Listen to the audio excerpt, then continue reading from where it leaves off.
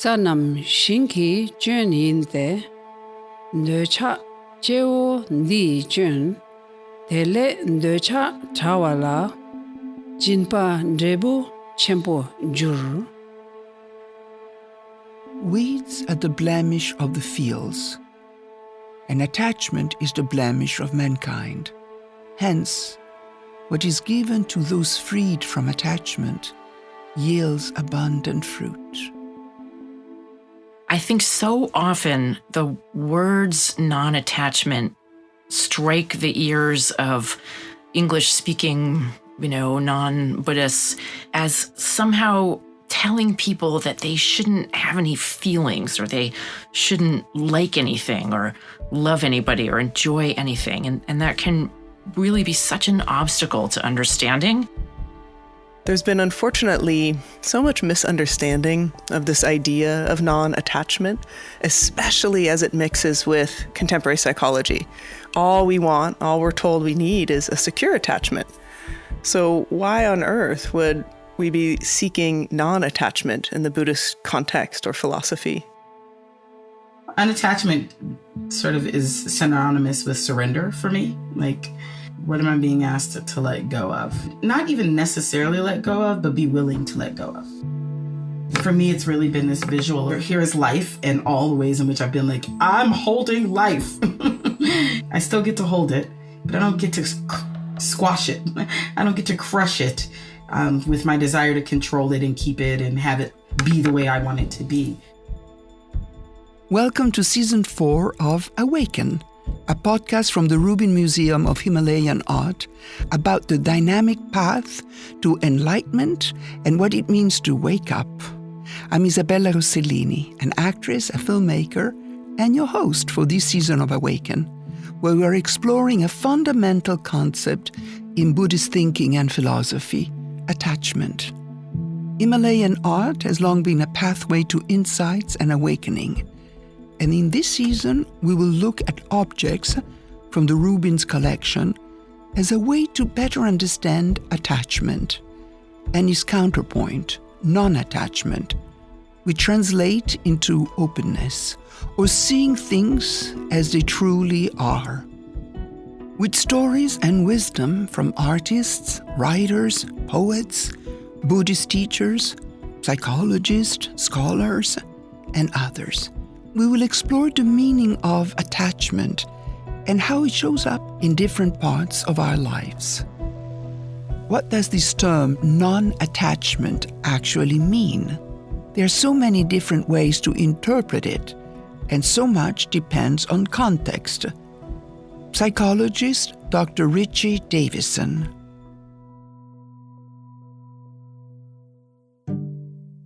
In the context of a parent-child relationship, when attachment is used, there are different forms of attachment, and there is a healthy form of attachment that basically has the infant appreciating the security of his or her parent or caregiver, providing safety and nurturance, where the child knows that he or she can return to the caregiver and have their needs provided for. In the Buddhist context, attachment and non-attachment, it has nothing to do with the parent-child relationship. And it can have something to do with it, but it's not its origin.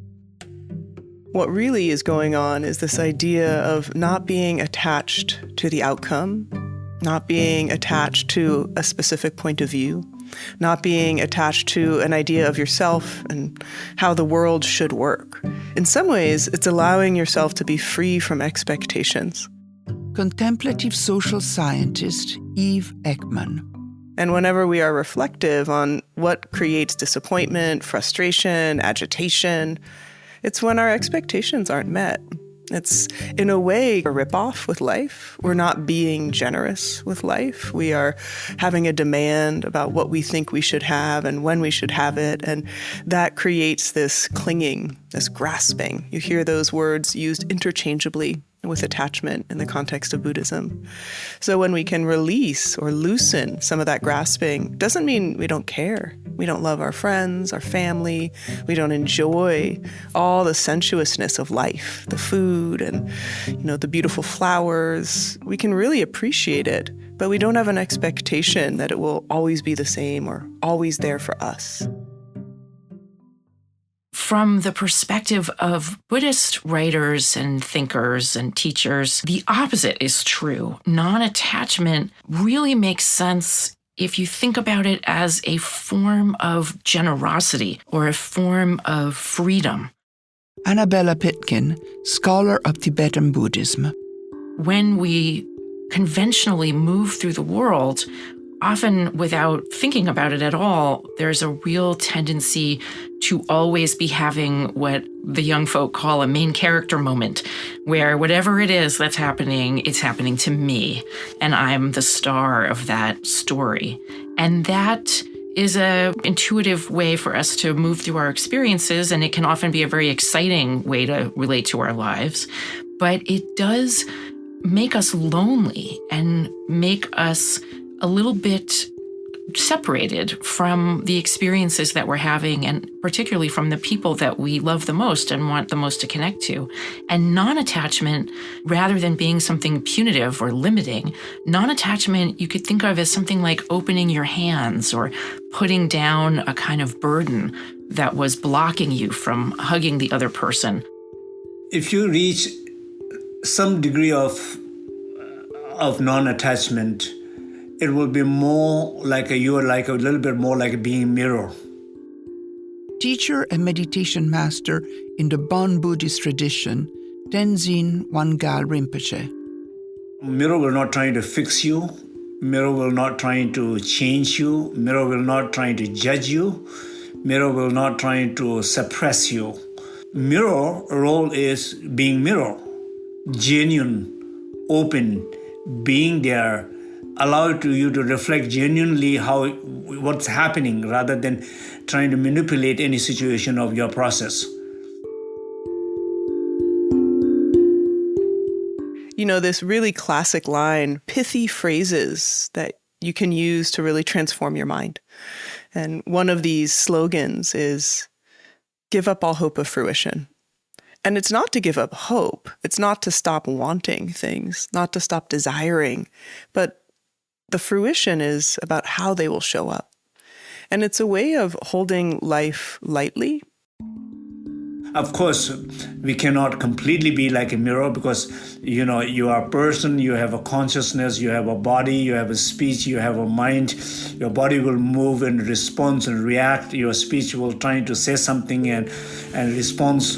Yeah, but more of this mirror-like wisdom quality, it's in your body. More that mirror-like wisdom quality in your speech.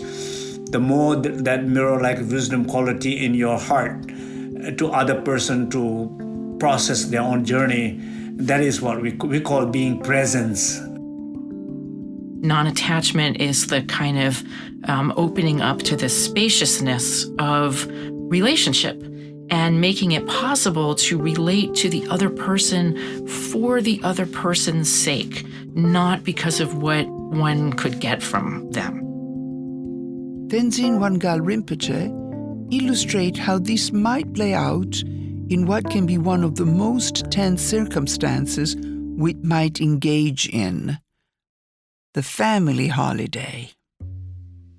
One thing you can go with attachment, I really hope they will do what I wanted to do during this trip. This is my dream. This trip together will be my dream for a long time, and these are the specific dreams that I have. I wish they all flow with that. Other thing will be, I'm open to it. I'm happy to be together, but I wish these things, but I'm open to their wishes too. So let's find out what is their wishes. So you have a good plan, but you're not guaranteed to succeed that second thought either. You're only having those good thoughts while in their absence, not in their presence. In the situation, you might decide, they disappointed me again. Or you can go the third level, which is the best one, I mean, if it's possible, most enlightened and most constructive, most healthiest will be, I really don't care. I am here to be with them. Whatever makes them happy, or whatever mostly a group makes happy, I will flow with them, every single them. It's not which restaurant they go, I'm going with them. It's not what they order, I'm eating with them. My purpose is to be with them and see them happy. You're still attached, but you are not attached to yourself as much. And that is very constructive and very healthy. And this is what I think for personally, every time, that's my journey of detachment, attachment. Of course, I can never say I don't have attachment, but it's always a question about, in my relationship to the other people, it's what matters to them I try to fulfill. It's not me. Even in the group, in the community, when we have a decision, I said, if all of you agree together, go for it. Don't think that I have to agree with it, because collective wisdom matters more than the individual's wisdom or need. The real core is this openness, this kind of generosity that can come when we allow ourselves to surrender the tight-knuckled grip on the center stage. Human minds generate narratives. Again, Dr. Richie Davidson, founder and director of the Center for Healthy Minds, University of Wisconsin-Madison, and founder and chief visionary of Healthy Minds Innovation, Inc. This is what minds do. Everyone has a narrative. If you have a person just sitting there uninstructed, what most people do most of the time is think about themselves. That's, what people do.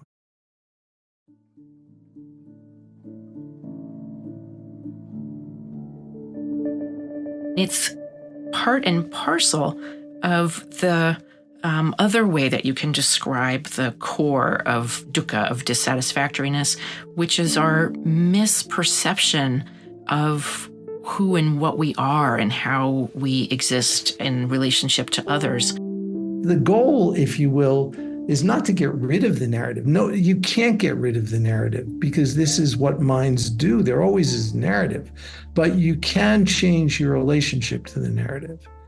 This is something very important. And when in the Buddhist context, we talk about non-attachment, we often are referring to non-attachment to this entity that we call me. That can be very liberating. And so that misperception, or what's often called ignorance, but it's really more like miscognition, is part and parcel of this addictive relationship that we have to our experiences. And that kind of twofer, double punch of kind of misunderstanding addiction is so painful to us. And so the core point of something like the Buddhist Four Noble Truths is that that discomfort is actually familiar to everybody. It's a core experience of our psychology. It's even something that Buddhist writers say we share with other kinds of consciousnesses, like animals, for example. We share this core discomfort and this root in ignorance and addictive craving. I feel like non-attachment is such a deep learning and such a deep teaching and a journey point to get to. But I think that for me, I do feel like, that's very true to me. Poet and filmmaker Fatimah Asghar. A lot of my deep pain has actually come from attachment, has come from wanting to hold on to something as it's wanting to go, and what it actually means to allow something to leave gracefully and allow it to leave, knowing that it's meant to, knowing that not everything is meant to stay forever, and that's okay. Allowing something or someone to leave gracefully is the starting point of Buddha's story and Buddhism as a whole. He left the comfort of his home and family, his first step toward extricating himself from his attachments. Annabella Pitkin shares the story. Shakyamuni Buddha is described by Buddhists as the historical Buddha, the Buddha of our era in the cosmos, 2,500 or so years ago in ancient South Asia, born in what is now part of Nepal, and then spending his teaching career across mostly northern parts of India. And the stories about who he was describe him as a prince. Hard to know if it was, a big kingdom or a small kingdom, but certainly the early sutra literature describes him and describes the Buddha describing himself as having been carefully educated, sheltered by his parents, much beloved, from a comfortable, maybe even wealthy, aristocratic family. Later literature talks about him being beautiful, the most handsome. His hair is so long and thick and black and shining. He's the best at all the sports, the best archer. Women faint when he walks by because he's so handsome. He's brilliant. He's good at everything and kind, and includes all his cousins and siblings in all of his activities, even if they sometimes might, envy him his perfections.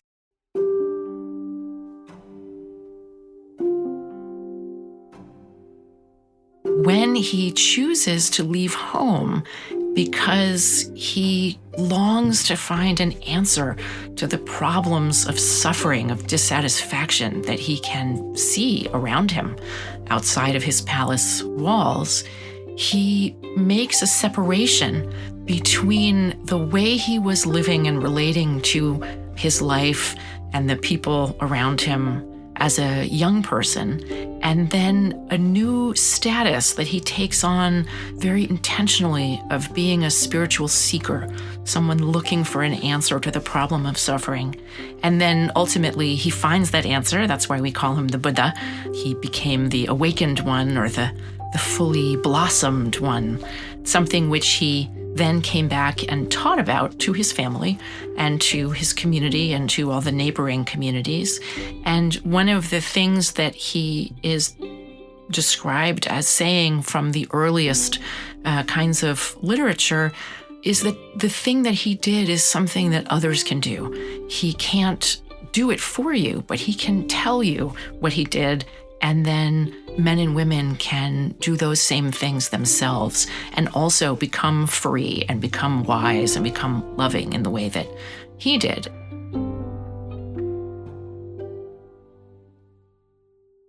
The artwork for this episode is a painting of Shakyamuni, Buddha's life story, where the middle scene illustrates a moment of the Buddha renouncing his attachments.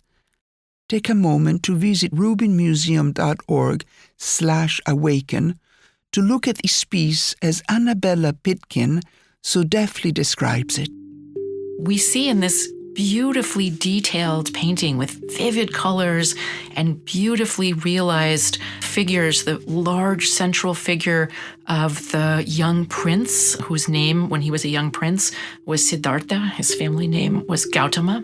And we see him with no shirt, with a kind of, he hides part of his clothing around his neck. He has some robes on his lap. He's reaching up to cut off his long and beautiful hair at the moment when he leaves home to take on the status of a renunciant, of a spiritual seeker. And he's quite large, and then all around him are smaller, but also very detailed figures that give us a little glimpse of things that are happening at that time and also things that will happen later. There's a glimpse at the bottom of the image of the fully enlightened Buddha on his lotus throne, surrounded by his disciples, and a small set of images on either side at the bottom of the fully enlightened Buddha teaching to beings who come and respond. And one of the things we could notice in this is this pivotal moment of home departure.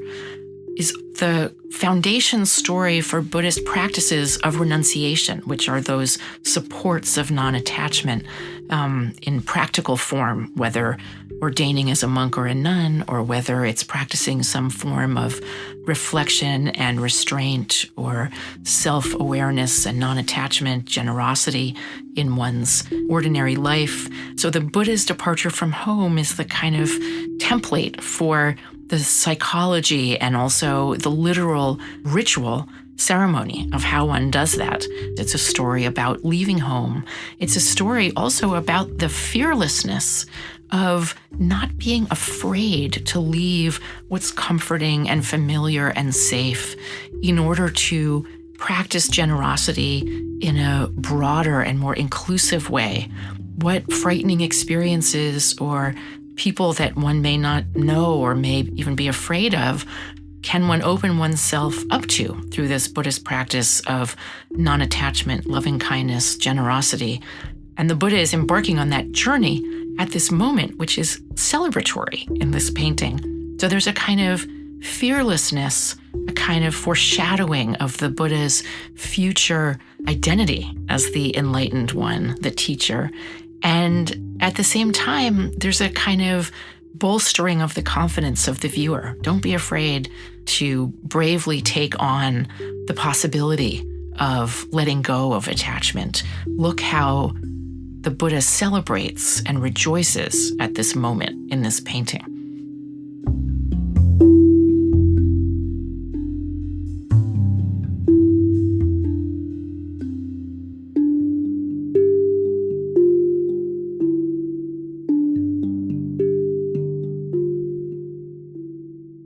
Leaving home is one way to open oneself to non-attachment, but there are so many other paths. Artist and author of How to Do Nothing, Jenny Odell, talks about how the work of the artist and composer John Cage invite us to let go of our expectations and attachment to what music is, what a concert is. I saw this performance of songbooks by John Cage, who is famous for his idea that all sounds are already music. It was a very non-traditional concert, and there were a lot of kind of everyday sounds in it, or just unusual sounds that we wouldn't think of as melodic. There was like a blender involved. There were a lot of chance operations. I walked out of there, this was in Civic Center, and it's like I could hear everything for the first time.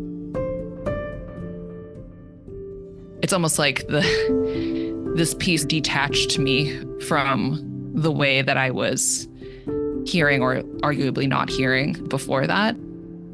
The agency part comes in when I, the listener who has now had this experience and is now hearing all of these things that I did not hear before, am aware that that's happening and exhilarated by it. And there's this question that follows that I think is full of agency, which is like, well, what else have I not been hearing? And like, what more could I hear? And how could I go about finding those sounds or becoming even less attached to these habitual ways of hearing or not hearing? There's something really beautiful that happens where it's not only that you're no longer attached to the ways that you maybe were listening or things that you wanted to hear. I always come to really love like what is there. So much of this comes down to opening one's perception in new ways, which invites a deeper engagement with our senses and awareness of our expectations. Poet and essayist Ross Gay is, as he says, interested in and curious about joy, and his book, The Book of Delights, is a guide on how to train our ways of seeing and noticing. He is also a gardener. One of the sort of characteristics of the gardener is just to be like always having their expectations messed up.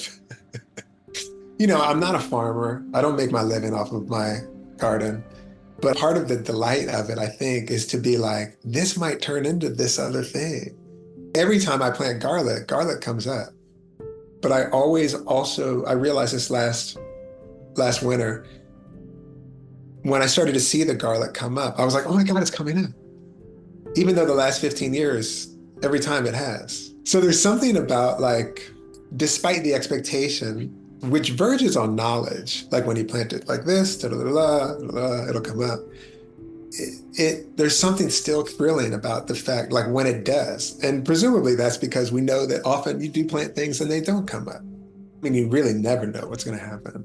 Even if it comes up, you don't know what the size of them are going to be or how they're going to cure or all these other things. It does feel like the exercise of being observant, like an observant participant, as opposed to like a clutching actor.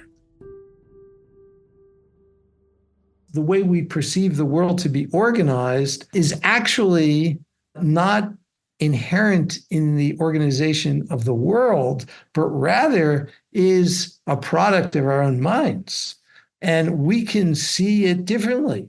Again, Dr. Richie Davidson. The best way, I think, for someone who really has not thought much about this to appreciate this is referring to a dream.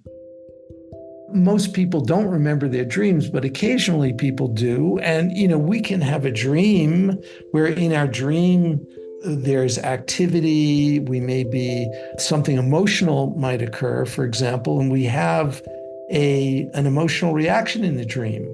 And actually, research shows that for most people, those emotional reactions are more negative than they are positive. But we can have these emotional reactions, but we also recognize that it's a dream when we wake up. It's a dream. It's not, quote, real. Well, it turns out that our waking life is no different than a dream. It's actually the same.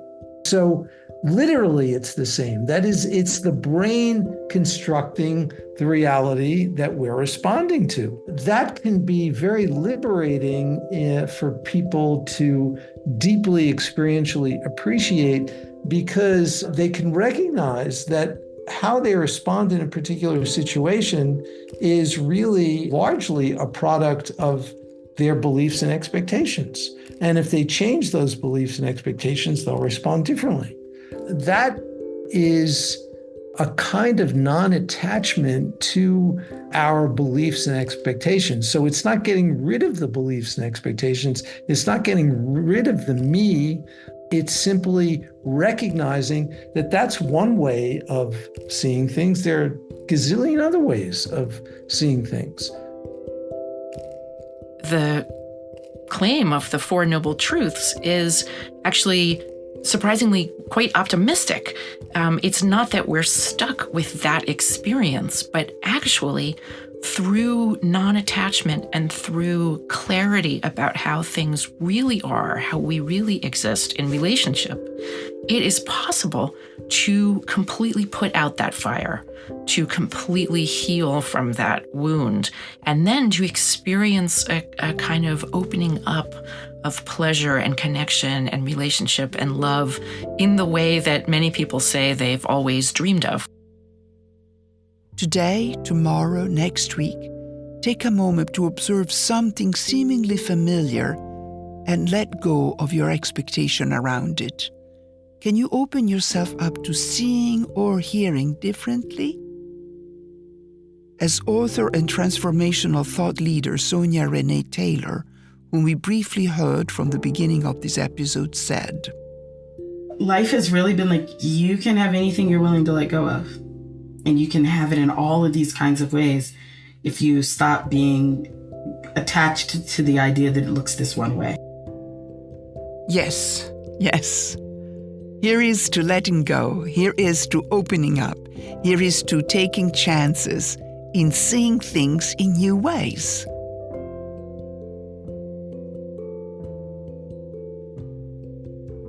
You just heard the voices of Fatimah Asghar, Dr. Richie Davidson, Eve Ekman, Ross Gay, Jenny Odell, Annabella Pitkin, Sonya Renee Taylor, and Tenzin Wangyal Rinpoche. I'm Isabella Rossellini, your host.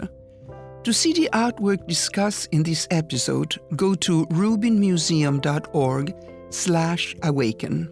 If you are enjoying the podcast, leave us a review wherever you listen to podcasts, and tell your friends. For more stories and news from the Rubin, follow us on Instagram at Rubin Museum and sign up for our newsletter at rubinmuseum.org. AWAKEN Season 4 is an 8-part series from the Rubin. AWAKEN is produced by the Rubin Museum of Himalayan Art with Tenzin Wangyal, Jamie Lawyer, Kimon Keramidas, Gracie Marotta, Christina Watson, and Sarah Zabrodsky, in collaboration with Sound Made Public, including Tanya Ketenjan, Philip Wood, Alessandro Santoro, and Jeremiah Moore. Original music has been produced by Hannis Brown, with additional music from Blue Dot Sessions. AWAKEN Season 4 and Reimagine Himalayan Art Now are supported by Bob and Louis Bayliss, Barbara Bowman, Daphne Hogg Cunningham and John Cunningham, Noah P. Dorsky, Marina Abramovich Institute, Mimi Gardner Gates, Fred Eichener, Jacques and Natasha Gilman Foundation, Jack Lampel, Dan Gimbel of NEPC LLC, Agnes Gant, New York Life, Matt and Ann Minetz, Namita and Arun Saraf, the Prospect Hill Foundation, Eileen Caulfield Schwab, Taipei Cultural Center in New York, and Uovo. This program is supported in part by public fund from the New York City Department of Cultural Affairs in partnership with the City Council. The Rubin Museum's programs are made possible by the New York State Council on the Arts with the support of the Office of Governor Kathy Hochul and the New York State Legislature.